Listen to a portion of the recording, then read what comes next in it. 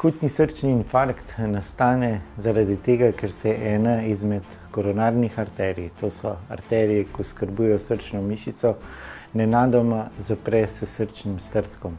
In seveda prekrvavitev tega dela srca je prekinjena in zato nastane srčni infarkt. Nenadni srčni zastoj pa je najhujša komplikacija akutnega srčnega infarkta, kjer se kot posledica kritično zoženje ali zaprte koronarne arterije nenadoma ustavi srce.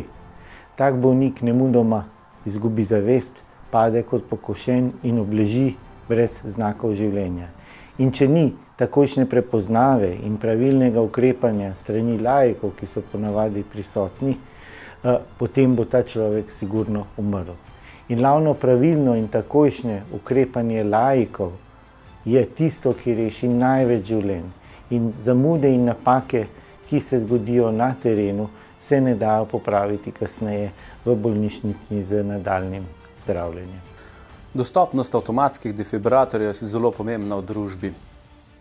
Ni pa samo dostopnost tista, ki je pomembna, ampak tudi izobraženost laikov, ki bodo avtomatski defibrilator tudi uporabljali.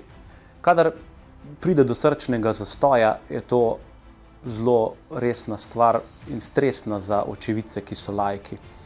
Ustrezna izobrazba laikov za uporabo avtomatskega defibrilatorja je seveda priporočljiva, ker je potem verjetnost, da bo laik uporabil avtomatski defibrilator bistveno večja.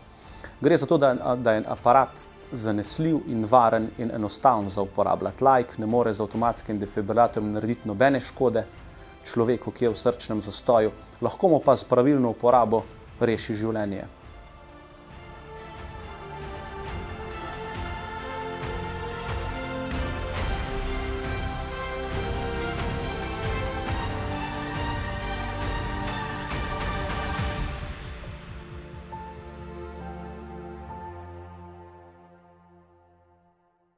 Največja dilema za očividce je, kdaj nekoga oživljati.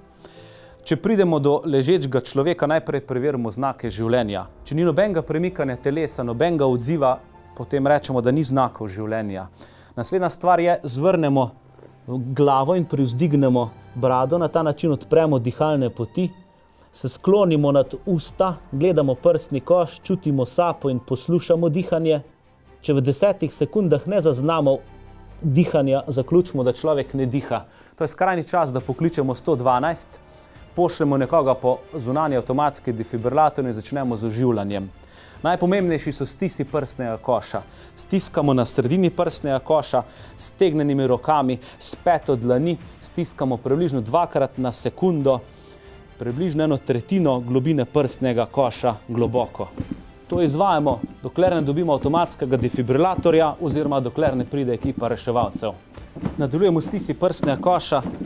Prosim, prevzemite masažo. Ko vklopimo defibrilator, pa začnemo poslušati navodila in delamo naprej, tako kot nam tudi defibrilator govori. Samo malo, prosim.